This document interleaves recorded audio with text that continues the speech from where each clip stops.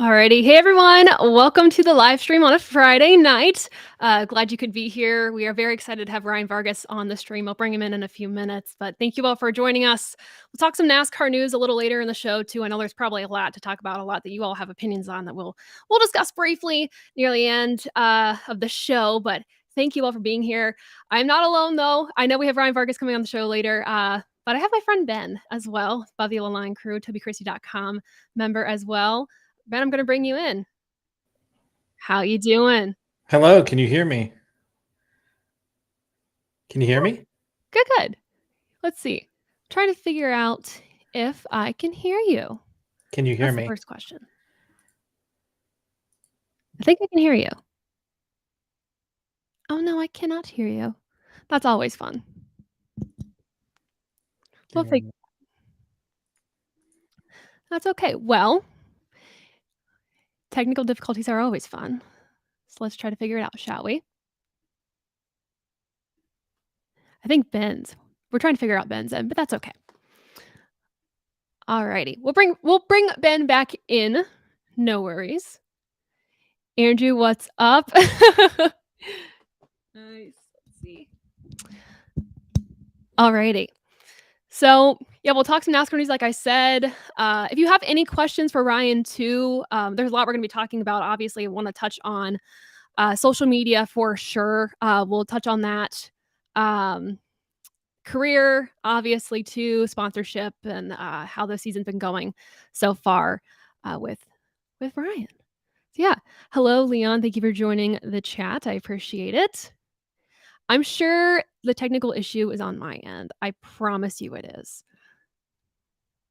So we will try to figure that out as we go. That's cool. But yeah, if you have any questions, let me know. Gotta make sure I'm testing my audio too at the same time. Alrighty. Like I said, we'll bring Ryan in a few minutes. We'll wait for Ben as well with technology. But if we have any questions right now too, anything you guys want to discuss later on as well, we can talk about that too. And even on social media, if you want to tag me in questions, if you can't comment in the chat too, it's at _Taylor Kitchen _ and we'll work on getting those questions to the show as well. John, you could hear Ben. Then it's totally on my end. Totally is. I guarantee. Perfect.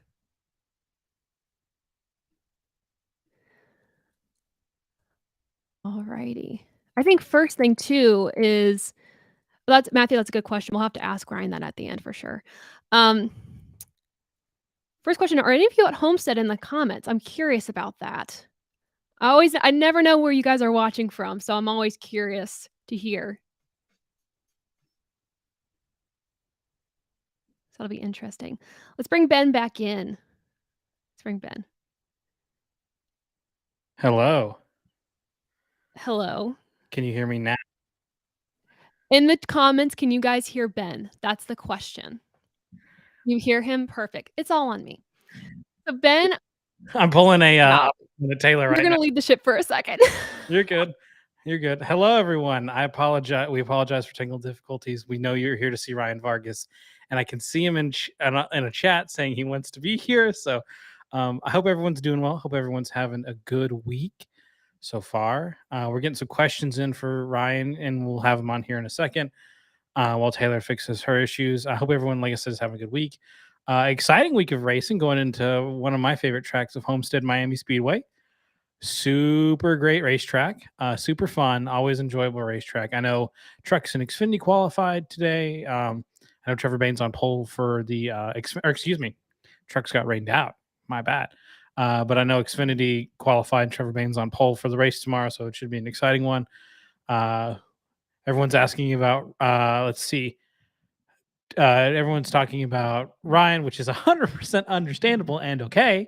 And he will be on here in a moment while Taylor gets back in and gets her stuff sorted out. A lot of people asking questions about who all driving JD from Matthew Scott on Facebook, who all driving JD Motorsports next year. What's Ryan's plans? I'm sure he'll talk a little bit about that if he's able to. Hopefully he has something lined up. I don't know. I haven't spoken to him directly, and obviously I don't know everything that he does on a day-to-day basis. Hey Charles. But obviously Ryan's gonna be hello Andrew. But obviously Ryan's gonna be on the show. He's gonna hopefully we have some good stuff we're gonna talk about. I definitely want to ask him about I really want to ask him about Portland, like the Portland rain race. Hello Taylor, you're back. Hi, I can hear you now. Okay, cool. Cool. Portland is something I am incredibly curious about too. Why don't we just bring him in? Should we just bring him in? Go for it. Yeah. All right. We've kept the audience waiting long enough. Oh yeah. We have to build it up, Ryan. Can you guys hear me? That's Yes. my real question. Okay. Absolutely. Thank you for joining us, Ryan. I greatly appreciate your time and your patience. Absolutely. No, thank you guys for having me. Yeah, so this is like a very basic question to start off with, but talk to me about the first time you were in a race car. Like, it doesn't even have to be like competitive, but what do you remember about that and who got you in the car? So my first lap in a race car, I'll explain how I got into the race car first. So I didn't know that kids could drive race cars. Like, I grew up loving anything with four wheels and a motor. So like I would watch Monster Jam, sports cars, NASCAR, anything, like I said, anything with four wheels and a motor. Like even it's like tough for me to watch motorcycles, and like I'm not that I don't respect, like they are built gentlemen and ladies and gentlemen over there, but like I just like four wheels and a motor, anything with cars. And my dad took me to Irwindale Speedway, and that's where I found out that Bandolero race cars exist. And we're there, and it just so happens that there's a recess aide from my elementary school at the time was there, and I was like, "Why are you existing out of school?" And turns out her son raced a Bandolero. They told us we were selling it, so my mind immediately went to, "Oh my god, oh my god, oh my god, we need to do this now, now, now," and we ended up purchasing the race car. But the first time I drove that race car, I didn't make it the entire first lap. I hit the wall. Oh, I didn't lift. And it was because I didn't lift. I didn't understand the concept of lifting and hitting the brake and turning. So that was a that was a bit of a wake up call for me in racing. And I remember the drive home. My dad asked me. He said, "Look, we can do one of two things. We can, buy this race car. We can do this. But if we do this, we're gonna make you a champion, and we're gonna actually go for this. And if not, then we can, go to K1 Speed on the weekends, have fun with friends." But we, you could just focus on school and just, whatever you got to do. It was an hour drive from Orange Show to my house, and within 5 minutes, I said I wanted to race, even though I just wrecked the car. So it's all over from there. did you have because you talked about like watching motorsports like ever since you can remember, was there a driver that you grew up loving and following? Dennis Anderson, driver of Gravedigger. Yeah. Look, there's the big three. The big three is Schumacher, Earnhardt, Anderson, and I made that joke on stream the other day. And but I grew up a fan of Monster Jam, and then I started watching NASCAR. That's where I became a fan of Jeff Gordon, Jimmy Johnson, those guys. And so that from there, I was hooked on racing. Ben, do you want to talk about Portland? We'll get to that. I'm kind of curious. So Vargas, you're from Southern California area, correct? Yes. Yeah. Cool. So La Mirada, California is my home. La Mirada. That's what I was thinking. So I kind of am just curious. So you've been on the East Coast, you've been on the West Coast, you've been around the country when it comes to asphalt racing and short track racing. Can I talk about the vibe of West Coast short track scenes? Because I feel like that's something here on the East Coast that like I go to short tracks locally and I go to short tracks in Charlotte and stuff, and they're cool, but like, is the vibe different from the West Coast to the East Coast? Like, what's it like? It's not different, but like I would say something that's like kind of unique about like Southern California. Obviously, there's a lot of there's a lot of people from a lot of different backgrounds.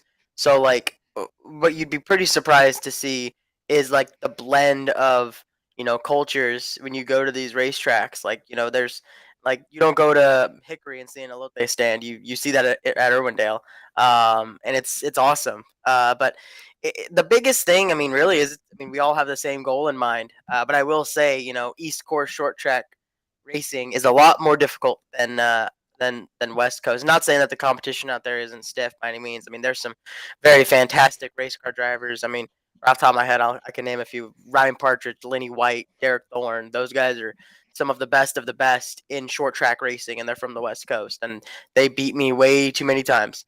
But if they were in, Xfinity or Truck or Cup, they would probably be kicking butt there too. But it's just so insane because obviously the East Coast, it's where racing is. Everybody, you come to the East Coast to race. So there's so many teams, so many drivers. So, I go to Irwindale, like for example, I ran a split schedule in 2019. I had a sponsor and I was able to run a bunch of late model races. I did about roughly 18 races on the West Coast and 12 on the East Coast. And I would say I can go to the West Coast and run top 3, win, consistently.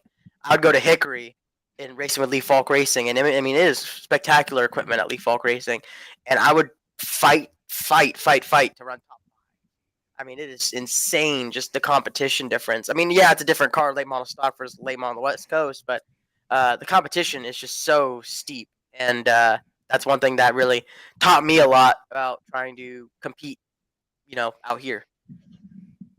And growing up in California, did that make your trajectory into NASCAR where you are? And did that make it a little bit more difficult, do you think?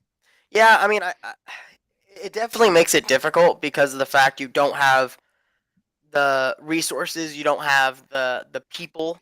I mean, yeah, it's very much possible. I mean, you look at a lot of the champions recently. I mean, Kyle Larson, he's a California kid. Jimmy Johnson, 7-time champion, he's from California. So I mean, it's not impossible by any means, but it is definitely a little bit more unconventional. But it's about taking that leap. I made the diversity program, raced with Rev, and when I was 17, I moved across country and lived in an apartment. My dad lived with me for a few months, but then I spent the rest of my time living on my own in a 2-bedroom apartment and using race winnings to pay for rent. It's crazy. It's crazy. I know Daniel Suarez talks about in his episode with Dinner with Racers how he moved from Monterrey, Mexico to Buffalo, New York to go short track racing, and talks about the culture, just the culture shock, in which he had a lot different one, obviously not growing up inside the country, but just hearing that whole story about you had to move over here and you're just living it's just crazy to me that the ability of drivers to be able to do that and to succeed like you have, like Suarez has, like countless others from West Coast or wherever. So, yeah. I want to talk a little bit about your Xfinity career so far. I want to go back to the early days, though, when you made those first few starts way back. I say way back, but it was 2019. Talk about the excitement that you had for those. I'm sure you were pumped. Yeah, I mean, it was kind of a unique way it all went down because, I mean, you look at 2018, I would say from November 2018 to 2000 to February, March 2019, in that span of time, I had no clue what I was doing because I had just gotten done with my opportunity in the diversity program, and they downsized from 3 cars to 2 cars, and that left me on the outs. I finished second of the 3 teammates, but it was, they had to, make some cuts somewhere, and that's just part of the business. And so I didn't know what I was doing. It was November, and I was left with nothing. I had no sponsorship. I had really no money. Any money I had went to rent, and so I was kind of scrambling. It took me quite a while to really land on my feet, and so I ended up landing a sponsor, Go Late Model Racing, which is insane. And I did that because, and everyone could look at that and say, well, why didn't you get a sponsor to go ARCA racing? Why didn't you get a sponsor at that time, K&N? And I looked at the business side of it. This is when I had to really learn about that. And I realized that it cost just as much for me to go ARCA racing and finish top 3. Not even that, more. I mean, it costs just as much to go run top 5, top 3 in ARCA than it would to go do Xfinity races. And for me, that doesn't make sense. And so when I was able to finally start, building the funds to go do a one-off race, this was me, jumping in. I met Johnny, and this was me jumping into the deep end and telling myself, this is my chance. This is my one race where I have to go out here and actually perform. And if I go out here and run last, or if I crash, I'm not made for it. Like this is like I was 18 years old, I was already convinced myself that I was washed up. Because I was at the time. Let's be real, I was. I had my opportunity. It didn't work out. I was back late model racing, and so I knew that this was my one opportunity to go out there and do that. And we went out there, qualified, I'd say 23rd or something like that. Ran top 15, finished 17th. And I just remember after the race, all of the people in the garage area, all these drivers, crew members, team owners, coming over as I'm sitting kind of hunched over my car. I wasn't ready for how hot it would be. Hunched over my car, and they were all telling me, they were like, "You done something today." And we went out there. We raced with a lot of really really good race cars, and that right there, in my opinion, while I have a lot of races where I finished a lot better than 17th, that race right there is still probably one of the most important races of my racing career. You ran really well this year at the Super Speedways, had a career best Daytona P6. Talk to me about those races and how do you approach a Super Speedway race for JD Motorsports versus any other race in the season that you have? I mean, when you go to these super speedways, it's a game of coulda, shoulda, woulda. Always, it's a game of be there at the white flag. If you're not, if you're not, like for us, we're not out there to go run and get stage points. That's not our goal. If we do, heck yeah, that's great. That's a great day. But that's not our goal. We don't go out there to get stage points. We go out there to get the best finish we can and bring the cars home in one piece. So, thankfully, aside from knocking a little bit of the nose off at Talladega, we did that all 4 races, and that's a big, big, big, big, big thing for us is that we did that. We qualified really good. We ran in the pack really good, and I remember talking to Darian and all the other NASCAR YouTube guys, Eric, and they were asking like, what do you do for these races? Because this is a race where you have a chance, and it's like, yeah, we do, absolutely, but you have to vibe. You just have to vibe. You have to exist. If you don't just exist, you're not going to put yourself in a good spot. Come to the checkered flag, and I mean, it's kind of funny. We had a linkage issue at Daytona in August. We had a throttle linkage issue, so I wasn't able to get restarts very good. If you go back and watch the final restart, I could not get up to speed. Like everybody's like, "Oh, did you drop back?" It's like, "No, I was digging." Luckily, Ty Gibbs pushed me, and that got us up into the RPM band that we needed to be to have speed. And so, but being at the back, kind of being smart, it's you're learning, you're doing as much as you can and delivering as much info to your team as you can, because you need to tell them how good your car's drafting, but you also got to tell them, hey, the car's a little darty. The car's a little darty in traffic. Oh, it wants to cut loose. Oh, it's a little tight. You have to try and deliver to them the best info you can while you're riding, so that when you get down to that final 5 laps, you can go out there and charge. And that's what we did at Daytona in August. That's what we did at Talladega in the spring. And that's what we did at Daytona in the spring. The only race we really didn't have a chance was this most recent Talladega, where literally nothing happened. Yeah, no, nothing happened this past Talladega race, which is so opposite of Xfinity at Dega. I want to go back. You brought up the point about how you knocked the nose in at Dega this past time around, or whichever race it was. I want to ask. So you've ran a few races for Mike Harmon this year as well as JD Motorsports. Kind of talk about, if you want to, like, obviously JD Motorsports is not the Gibbs in Xfinity. Like, they're a very small 2-car team right now. Sounds like they're going to bump up to 3 cars. Talk about what it's like to drive for those teams, not only just in the sense of like what your goals are and how they are different from a Ty Gibbs or from a Trevor Bayne this weekend, and talk about just like the atmosphere those teams have, because there's something about those teams. I know I'm really good friends with RJ Starsvik, and he loves those teams that are like the underdogs in Xfinity, because he just loves the Xfinity series, because it is the best series right now, It hands really down. is. But just talk about like the atmosphere that those teams have compared to other teams that you know of. Yeah, I mean, the big thing is if you're a driver that's able to keep cars in one piece, that's going to go a long ways. And I learned that from BJ McLeod. I learned that from Landon Castle. I actually ended up, there was a point last year where I had lunch with Landon Castle, and I just picked his brain the entire time. I asked every question I had, anything I could, to get an idea as to how I need to approach these Xfinity races, driving for teams like the JDs and the Harmons. Because at the end of the day, you're not going to go out there and beat a Gibbs car on raw speed. You're just not. And that's not a knock on us. It's not a knock on these teams. That's just how it is. I mean, these guys have millions upon millions of dollars of R&D. We just don't.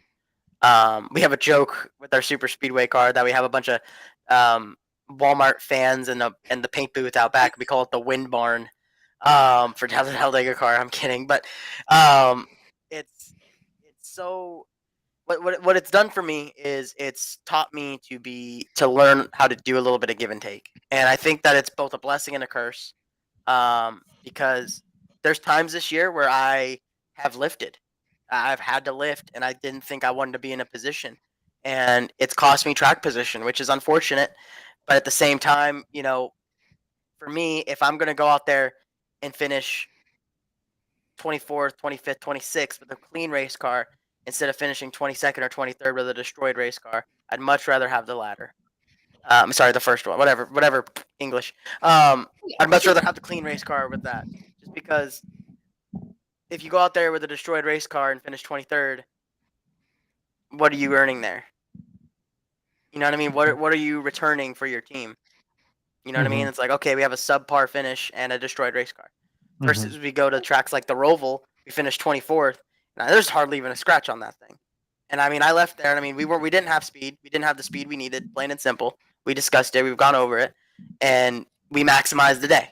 Everyone made Case, my crew chief, made some phenomenal adjustments to get us up to speed, to get us a little faster. I love road courses. We just didn't have the pace this time around, and that's fine. That's part of racing. But we made the most of the day. We adjusted. We got quicker and quicker. We were able to go from kind of struggling to kind of being able to contend for that top 20 to top 25 range, and that's where we ended up, 24th. Gave up a little in some areas, but that's as a driver, I know what to do. But to answer your question, that long-winded response, I would much rather finish 24th, 25th, 26th with a clean race car than 21st, 22nd, 23rd with a destroyed race car. Yeah, no, it makes total sense. I know Landon Castle has that, like, not gimmick, but he'll do like P10 no stripe on the car or whatever, and that, like you said, that goes a long way. I look at the Toby tracker, and I see where I'm at compared to those who have as many races as I do, or just a bit more.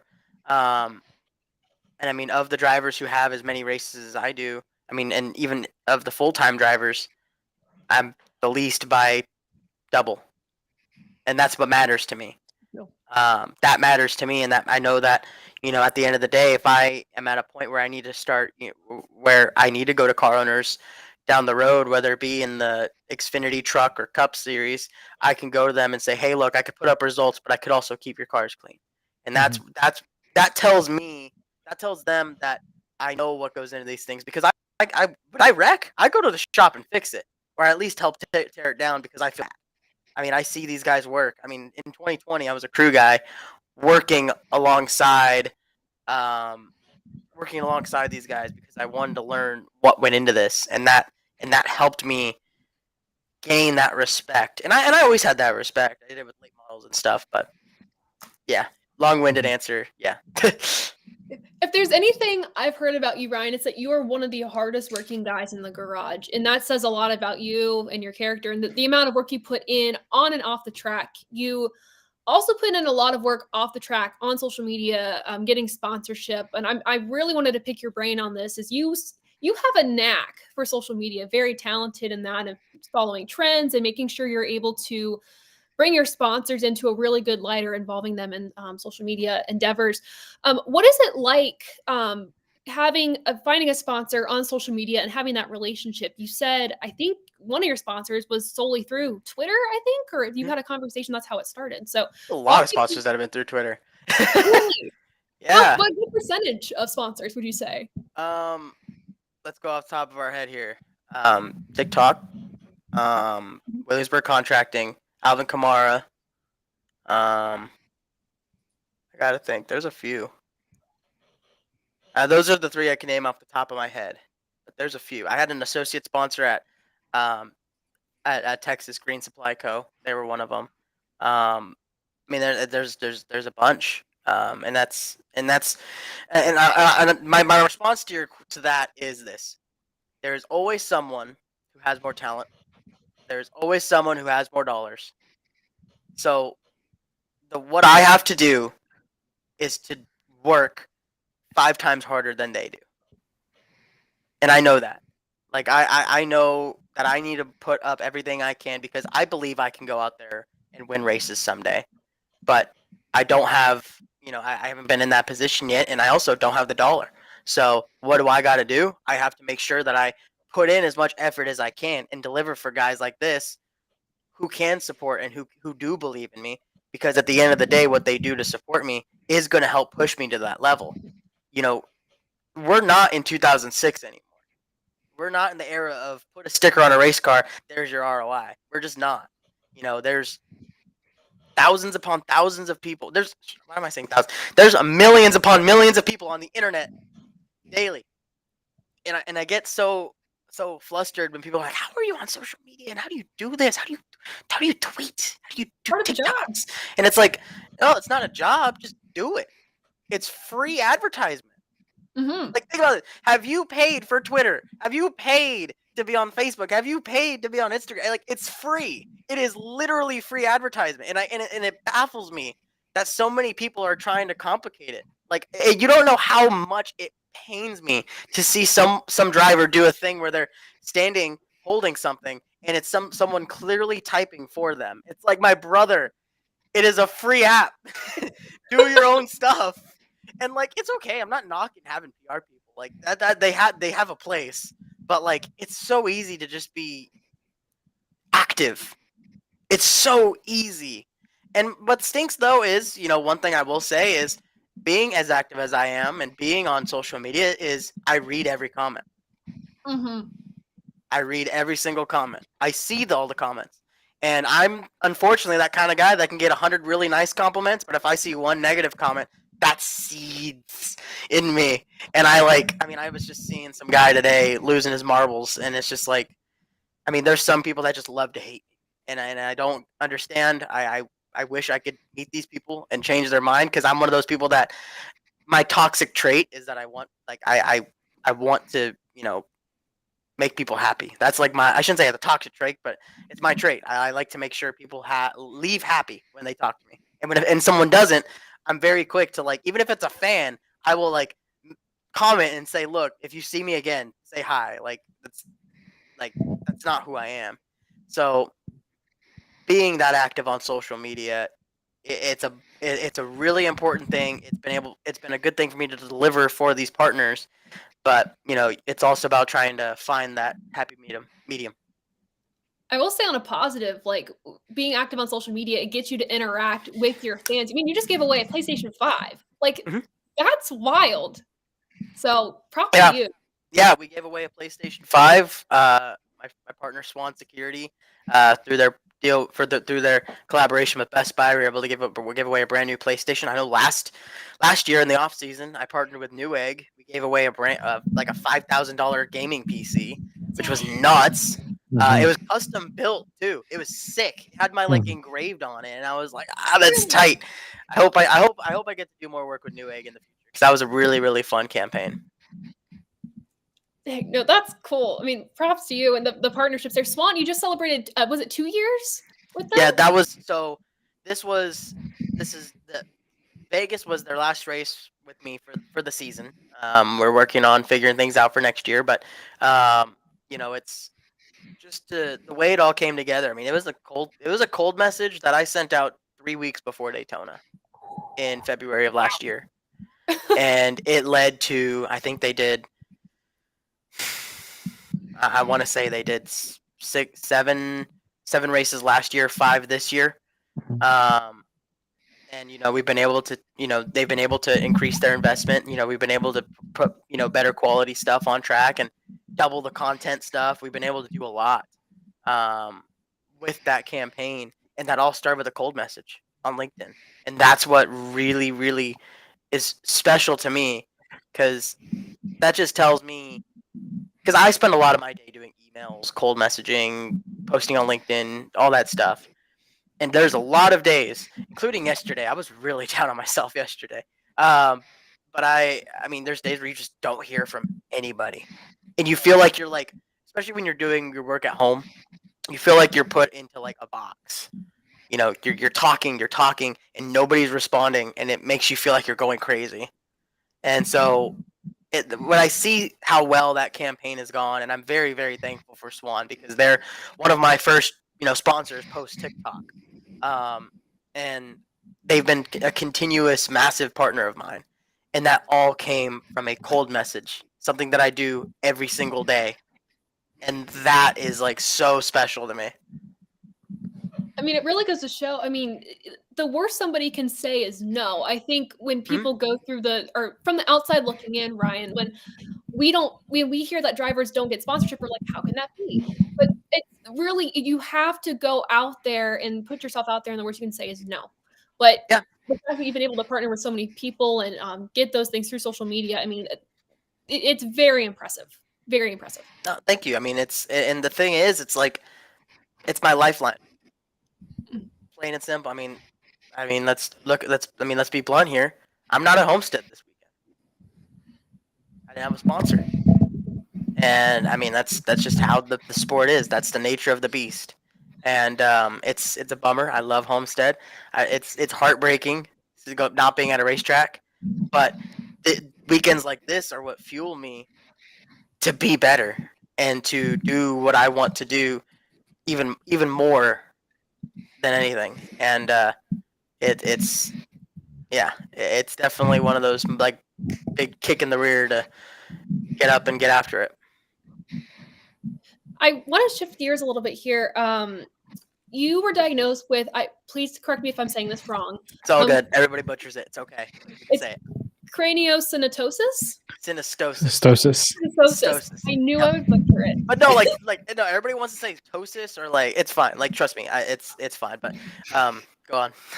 And I was just gonna say, do you mind like educating us a little bit about your journey with that? You had surgery in 2001 and partnered with Faces, that organization, and what you do with them. Yeah, I mean, so obviously, like you mentioned, I was born with craniosynostosis, which you're gonna lose me here for a sec, but you can see my scar. It actually goes all the way. You probably can't see it. It goes all the way around my head. Okay. And it basically, so my type of craniosynostosis specifically was coronal synostosis. Your brain, I mean, not your brain, your skull is divided into 4 sutures, and mine were the front ones that were messed up. Essentially, my soft spot closed, caused this to become flat. And I had surgery when I was 11 months old. I was very fortunate in the case that I just needed one surgery. And to this day, to my recollection, I don't necessarily have any issues underlying from that right now. Now, there are people who have craniosynostosis. There are children who have had craniosynostosis who who get it caught at a very early development, and they're able to kind of wear a helmet. You've probably seen like when you go out and you see like a little baby wearing a helmet. 9 times out of 10, that's them like fixing cranio. Another thing too is on the other end of the spectrum, there's people with many different craniofacial differences who have to have surgery regularly. My girlfriend, she has craniosynostosis as well, and that's how we met, which is kind of funny. But she had the same one as me, coronal synostosis. However, she has had to have multiple surgeries, and I mean, just recently she had to get her nose fixed, and that is part of deviated septum, and that is part of having craniosynostosis. That is part of it. One thing that I'll also mention is this is probably going to ruin what people see whenever they see me, but you'll notice how my eyebrow on this side is higher than the other. A lot of people don't. So a lot of people notice that, and they're like, "Why do you do that?" And it's like, it's because my skull literally is twisted.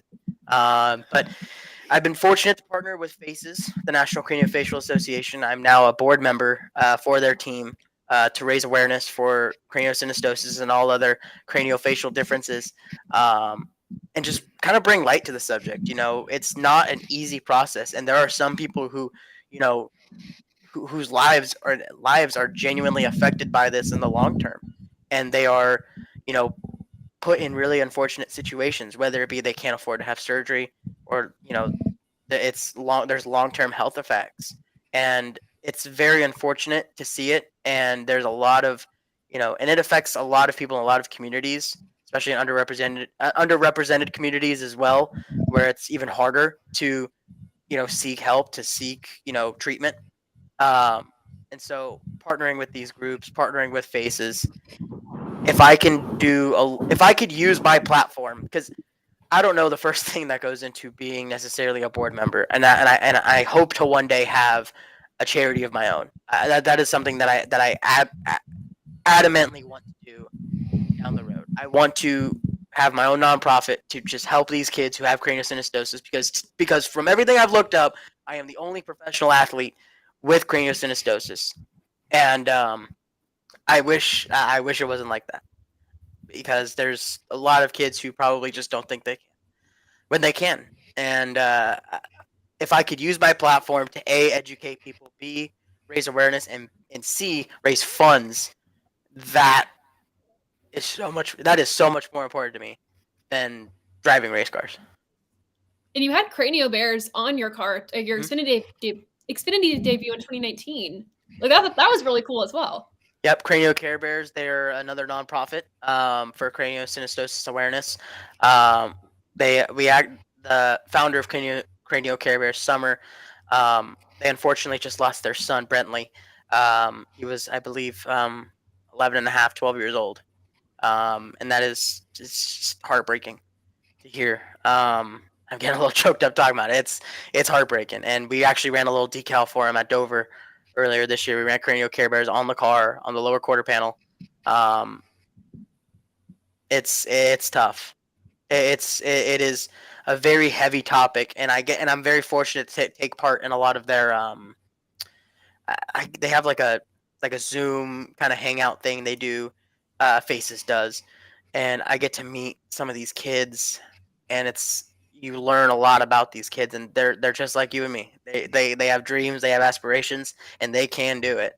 But there's just a difference about them, and it's about showing to them that they can, and being a source of inspiration. And hopefully through their treatment, through awareness, they're able to continue to improve health wise and chase those dreams. Yeah, we appreciate everything you do advocacy wise. It's so important to use your platform when you have it, and you're one of those people that do. So I appreciate that.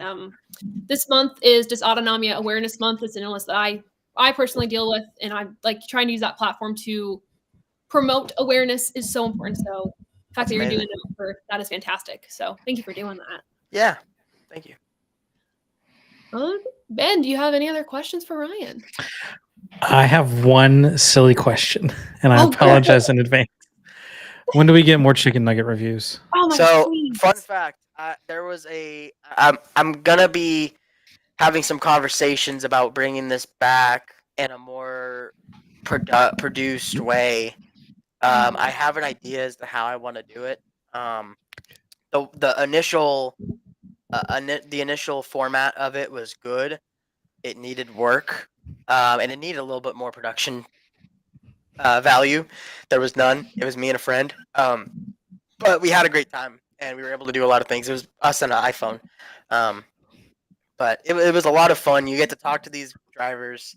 It's a lot like a podcast, and I swore I wasn't going to do a podcast because everybody and their mother has a podcast nowadays. And I don't want to do another one. Like, I love being on podcast. I love podcasts, but I didn't want to do my own thing and not call it a podcast. Absolutely. I wanted to do something where it's a little bit more, I don't know. And so my plan is to make it almost like a condensed, like 6-minute type thing, or like whatever YouTube's ad, so 8 minutes, 8 to 10 minutes, and have like questions, games, but also just get these guys to relax. Get these people, whoever it is, whether it be a driver or a media person or some person of influence, that is something that I want to do. So, long answer, one day. Awesome, I respect it. I have a follow up to that. So, do you dive into like the world of chicken tenders too? Like, No. Oh no. No. No, we so I Man. fun fact, we reviewed Chick-fil-A chicken Uh-huh. nuggets on the chicken nugget review. I think it was episode 3. I did that. A 3 of 3. And then COVID. And I rated them decent. The taste is good, but my only gripe with Chick-fil-A chicken nuggets is that they are lazy. They are chicken tenders that have been chopped up. That is And valid. I will die on that hill. It is That's not a a chicken fact. nugget. It's a chicken tender that's been chopped up. It's a fact. Do you have I like a wanna- preferred sauce? I'm so sorry. I need to ask this. Like a preferred dipping sauce. for your Yeah, chicken if you go to nuggets? McDonald's and you get the tangy barbecue, it's that. Good stuff. I want to ask, just because this is how my brain works, because I think this is true. Who's the worst roommate, Myatt Snyder or Brad Perez? So they're both total opposites. Myatt is like, he is a hermit. He won't leave the house. And then Brad is definitely the opposite of that. He's never home. Well, he doesn't live here anymore. He moved out. But he was never home. But also, Myatt is very, very clean and organized. Brad, love him to death. Yeah. It's like I say. Oh yeah. But honestly, I love rooming with them both. We also had our buddy Mark here, and that was really fun. It's just, and one thing I really miss, and it's kind of weird to say it, but like I remember like the time during like quarantine, we were all stuck inside, and I can't deny to you guys that was probably one of the more fun times. I shouldn't say fun times because it was a horrible time, but it was a very fun experience being able to just do nothing. Like do nothing and be with people, be with your friends all day long. That's essentially how that quarantine was. So yeah. Did you find like new hobbies during quarantine? I feel like a lot of people did. I don't know. I slept a lot. Honestly, And I don't sleep anymore. So I used it all in 2020. I went to bed at 2 a.m. last night and I woke up at 7. you and I. Ready and refreshed. Ready to take on the emails. Absolutely. Respect it. Yeah. So much respect. Oh my gosh. Yeah, I was gonna feel like, how much do you sleep? Because you're always working. Like that's crazy. I mean, the thing is, okay, so I try to do a hard stop on work by 7. Normally it's pretty much close to done by 5.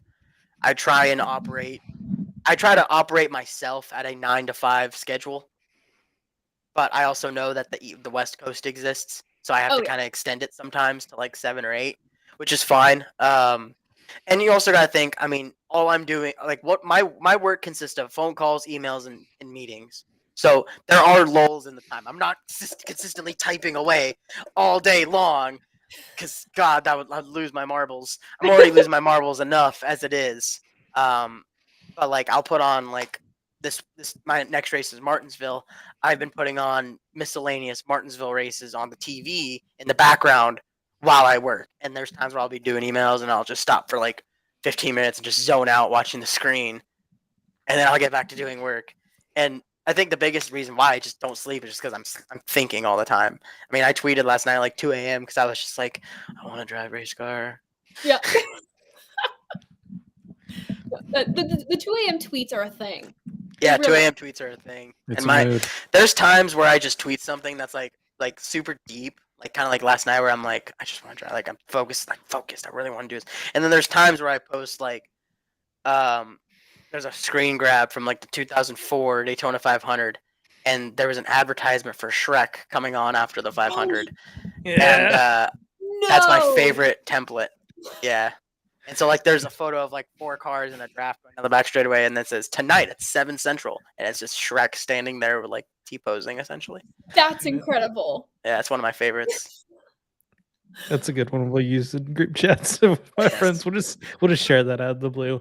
We'll get to some of the, I guess, the viewer questions. Andrew Sanford asked, is there any fun merch in the works? So... there's actively in the works, yes. Reddit, we're working on getting some Reddit merch pulled out. We're getting clearances on everything there. Obviously, you gotta, adhere to some things, and so we're making sure we do that, doing our due diligence there. We're gonna sell. We're 99% sure we're gonna sell the crew shirts. The crew shirts that the team wore. There was a lot of questions about those, so we're probably gonna start selling them, like a limited run. So like for like a week, we'll have them up. So just kind of stay tuned for that. What else? I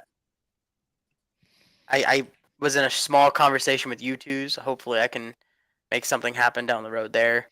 But yeah, I mean, other than that, nothing necessarily crazy. But one thing I will say, actually, no, there is something that's kind of fun. There is a poster I'm working on right now, and I'm gonna show you what it's based upon. I'm not gonna. I'm giving a tease here because next week is Martinsville week, so I'm going Halloween themed. My poster graphic that we are doing for the race is basically themed off of this. I don't know if you can see it. Okay. Wait. I don't know. Okay. It's like really hard to look. Hang on. Let me do this. The reflection of my face. I'm like, is this Stranger Things? What is this? Wait. Yes, it's Eddie Munson. Yeah. It's yeah. Ryan. Yeah. So we're doing full like him in the upside down slaying the guitar. That's like just stay tuned for that's like the theme we're going for. And I'm probably gonna try and get that produced as a poster. I would buy it. Just saying. I love so if there's enough interest, we might do it. That's incredible. Solid. So, fan of Stranger Things then? Yeah, absolutely. This season was awesome. Season 4 was great. I have a soft spot for season 3, kinda, because that was pretty cool. I liked the theme of that. I'm just a big theme. I'm a geek for 80s nostalgia type stuff, especially because that's like I also love like 80s racing stuff. Like I love watching F1, NASCAR stuff from the 80s. So it's like, yeah. Oh, so cool. So cool. Oh goodness. Let's see. Oh, more questions. Leon's Automotive. He said, as an aspiring sim racer, how much does the sim translate to your racecraft? So the biggest thing that sim racing, I would say, it's a good teacher and a bad teacher. It teaches you to. One thing it does is it kind of teaches you, it's just kind of like the dynamics of racing. You know, kind of learning how to make different blinds, where to find speed, yada yada yada. Also, one thing that I specifically buy racing for, because you're never going to replicate G-force load, you know, the feel of yaw. You're never ever going to replicate that unless you have a multi-million-dollar simulator, and even then, I've never driven on one of those, so I don't even know how well they do that. But I use it for visuals. That's what I do. Like before I was on here, I did 50 laps at Martinsville just so I could get a little more laps underneath me and get the visuals down of where I need to brake and stuff like that. So that's a big thing. Is I just mainly the visual aspect is. I mean, it's pretty dang close. And then we'll do one more question before we wrap it up here. Matthew is asking if you have plans announced for 2023, if you're working on something. Is there anything you can share, or do you? I plan to drive a NASCAR sanctioned NASCAR stock car. Perfect answer. In X NASCAR sanctioned series. He said car. He didn't say truck. He said car. Ladies and gentlemen. Okay. Car or truck, whatever. There we go. I'll leave it way even wider. But no, I'm just working on it. I mean, at the end of the day, like we talked about at the beginning of the show, it comes down to the almighty dollar. I'm very fortunate to have a lot of partners who believe in me, and you know, want to see me succeed and want to see me, you know, continue growing. And I hope to continue growing. I hope to continue driving race cars for as long as I possibly can, and you know, maybe one day, knock on wood, find myself racing on Sundays. Well, Ryan, it's been an absolute joy having you on the show this evening. Thank you so much for your time, and we hope you come back soon. Thank you. I appreciate you guys having me. Of course. Have a good night. See ya. Bye. That was fantastic. He's a cool guy. Yeah, no, so cool. So cool. Gave us really good insight into his career. And just, in general, just who he is as a person. I really, really appreciated his time, and also good question to you guys in the chats for sure. I love, and I'll say this, I love his attitude to learn in Yes. general. Like he talked, like I did not know about the story that he told about going getting lunch with Landon Castle and like picking his brain, and just what he just mentioned about going and setting in the simulator and just trying to learn his marks on the track and stuff like that. You can tell like he's a sponge. He soaks up just whatever he can to try and learn as much as he can. I think that's a really like cool personal perspective of Vargas and stuff like that. So he just wants to learn, and I can appreciate that as someone who loves learning. So Because I feel like nowadays, not like nobody wants to learn anymore. That's not what I'm trying to say, but everyone feels so complacent in what they know, So it is refreshing just to hear like, I went to lunch, I talked to this person, I'm doing this, and even just how tech savvy, media savvy he is. I mean, I feel like just from the work that I do, so many drivers or so many people in sports underestimate the power of social media, and the fact that he's using that for a good impact is also incredibly impressive. So that's very cool. Well, you guys, I think we'll wrap it up for the evening. We appreciate you all joining us. We'll hopefully have Ryan back on the show sometime soon. Howie DCVino the third is actually going to be on our live stream, not next weekend, but the weekend after that, going into the final race at Phoenix. We'll have him on live that Friday, talk to him about his career, probably about some hunting stuff. He likes to hunt and everything. So very excited to have him on. But again, thanks to Ryan for joining. Greatly appreciated it. But yeah, if you want to, okay, well, Ben, we always have to do our social media handles. Ben, where can everyone find you? You lovely human being. You can find me at brbranscombe43 on Twitter, on Instagram, on I think TikTok. I think that's my handle on TikTok as well. I tweet a lot about a lot of different things, mostly just stupid stuff. So, but follow me on there. Have fun. So. Give Ben a follow, you guys. This is all of our social media handles. Mine on Twitter. I also tweet a lot. At _Taylor Kitchen _ And also, if you're watching on YouTube and or Facebook, you should be subscribed or following Toby Christie Comps. Make sure you definitely check that out. We also are on all podcasting platforms. We'll probably put this on all the podcasting platforms. So if you guys want to listen to it again, or if you have a friend that wants to listen to it, you can listen to it instead of watching it, because sometimes on the go, listening's a little bit easier. We also have to give a huge thank you to DoorDash and Shaq Gear for sponsoring this episode of Above the Yellow Line. We love these sponsors. We love these partners for helping us out here at TobyChristie.com and ATYL Above the Yellow Line. So thank you to them. They have also promo codes for you guys, so you can get in on all of their great products. Shaq Gear, Mamba34 for 20% off your order. I've got to get my eyes checked again, and then I'm definitely ordering a pair of these because they are fantastic. And then also DoorDash, if you want 30% off your first order, NASCAR 30 is where you got to go for that. But everybody, thank you so much again for watching this live stream on a Friday night. Have a great weekend and get prepared for Homestead Miami. Bye, guys.